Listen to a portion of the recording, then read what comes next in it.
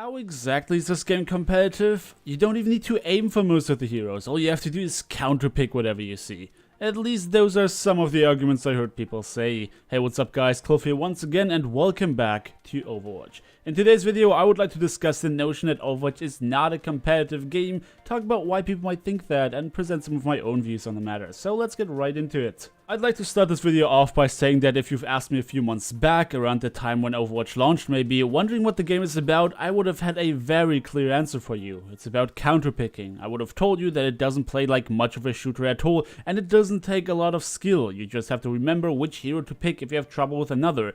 And I wouldn't really judge anyone for saying that if they were just starting off, because that's exactly what you're gonna be doing in the beginning if you want to do well at least. You start off with whatever character you think works best for you, and the moment you realize that someone picks your hard counter, you switch to their hard counter. We do that because we don't know how to approach them otherwise. Certain characters aren't only objectively more effective against other certain heroes, but it also seems impossible to kill them if you're on the countered side of the spectrum. And to an extent, we still do that in quick play even at a higher level. Especially because of the lack of a hero limit, we find ourselves forced to counterpick our opponent's hero choice because otherwise we simply can't advance. However, things look a little different in ranked. Let's start things off a little more simple by only looking at the ladder. Let's take an average SR of about 2500, putting you into the platinum rank. At this point in time you find yourself at the mercy of the meta, at least that's how you feel. Certain heroes seem to be a must pick, period, while others are considered useless on certain maps or even just specific sides of a match. On the ladder, we still counterpick hero choices that we have trouble dealing with, however the focus is not on that, and I think focus is a great word for that, because on ranked matchups the point is to focus your fire on specific heroes. Supports have to die first, Zarya is a really strong character in the meta that is definitely a prime target, and heroes like Genji and Tracer need to be eliminated quickly before they can destroy your backline. So, more than paying attention to which heroes you should pick to counter the opponents, you put more emphasis on the order in which you focus the enemy's picks. That's the main difference to quick play. A very interesting thing about Overwatch Ranked is that every SR bracket has its own effective strategies. Sometimes you even hear shoutcasters comment on a team's tactic choice referring to it as a rank 60 play, mockingly. What that means exactly is that depending on how good and experienced the people you play with and against are, there are going to be different hero choices and tactics working more effectively. An example that I can think of off the top of my head is the Hanamura defense in Season 1. In the mid to high 50s, having a Reinhardt and Mei block off the main gate for as long as possible worked perfectly fine and even carried victories. However, starting from low to mid 60s, that didn't work anymore. People around that rank have been more experienced and knew how to circumvent a strategy like that, effectively making Mei a dead pick in this situation.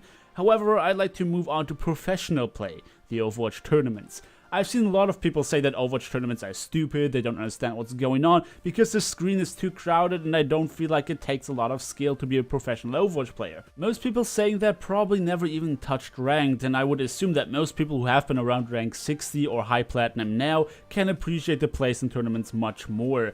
The witty monks who might have noticed that in a tournament, there's one thing pro players don't do, which at the lowest and entry level play is considered mandatory: switching heroes. Now, some of you who might not know too much about professional play in Overwatch might wonder, why is that? Isn't that what the game is about? There's one thing you have to realize: professional players are not just a bunch of solo queuers forming a team. Those guys have been playing together excessively, they know each other's strengths and weaknesses, and they work much better as a team than any group of solo queuers in quick play or ranked ladder ever could. At the highest level of play, Overwatch becomes a meta game. It becomes a game of coordination and a game of ultimates. Needless to say, every single player in their team needs to deliver an individual skill. Where a new player wouldn't find certain plays from McCree, for example, impressive, a ranked player could appreciate it much more knowing that your average Joe hovers around 35 to 50% accuracy on McCree. Seeing pro players go more towards 60 or even 70% accuracy, but also landing shots in situations that are very much unfavorable, such as getting pushed by flankers and the likes, is much more impressive if you've been hands-on with that character yourself in a ranked environment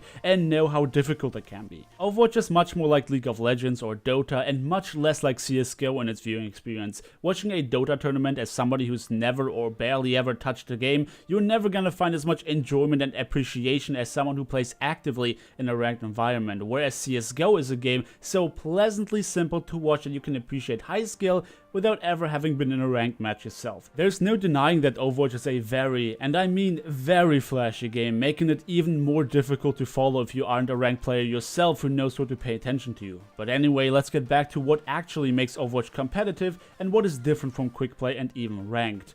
Given the vast amount of experience, skill and coordination sides of the pro players, a match of Overwatch in a tournament becomes less about counter-picking heroes, which certainly is a thing that happens, but by far less than any standard game mode, but is much more about who can play the meta heroes better. For example, it is obvious that Reaper is a hard counter to Winston. That doesn't mean that the Winston is going to switch off. After all, he needs to pressure the backline and harass supports, so the solution for that is McCree focusing his attention on the Reaper so that Winston can do his job.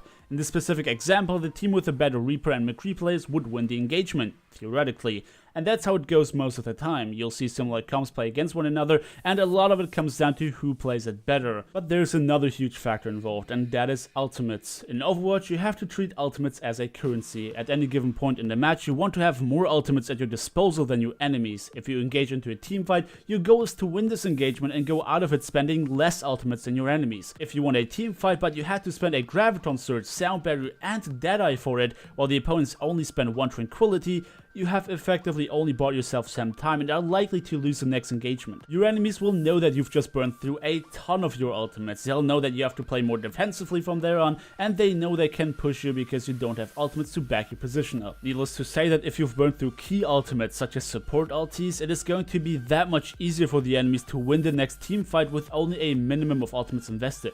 At the end of the day, whether or not you enjoy Overwatch tournaments is obviously completely subjective. I enjoy watching the last few brackets because the whole meta play, alias seeing the same hero comps over and over again, makes it a little boring. However, if you spend any significant amount of time on the ladder and reach a sufficiently high skill rank, you'll be able to appreciate watching high levels of play and realize how much skill it really takes to be as good as them, especially if you played in a team. So let's summarize what we've been talking about today. In the top tier level of play, Overwatch becomes a game of coordination and trading ultimates. A lot of the match comes down to who can play certain compositions the best, rather than counter-picking your enemies. This level of play is where the meta is created. On ladder, players are much more concerned with zoning out certain heroes of the enemy composition. Switching to other heroes to counterpick whatever you have trouble with is still common practice, but nowhere near as important as in quick play. In the most scenarios, unless you are in a very high rank such as High Diamond, Master or Grandmaster, the meta does not really concern you too much. Quick play is the most casual environment, people play whatever they want, hero limits are currently not a thing, and a lot comes down to counterpicking heroes before you're being overrun. These guys don't even know the meta exists, or if they do, they don't have to care at all. Alright guys, this is me done for the day. If the video was informative or entertaining at all, do feel free to leave me a like on your way out, subscribe if you haven't already, and I hope to see you guys next time.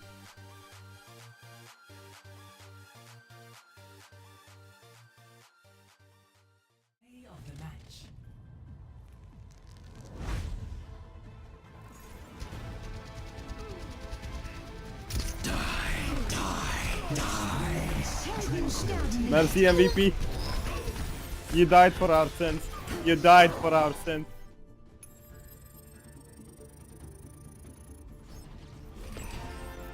Congratulations. Road to Master.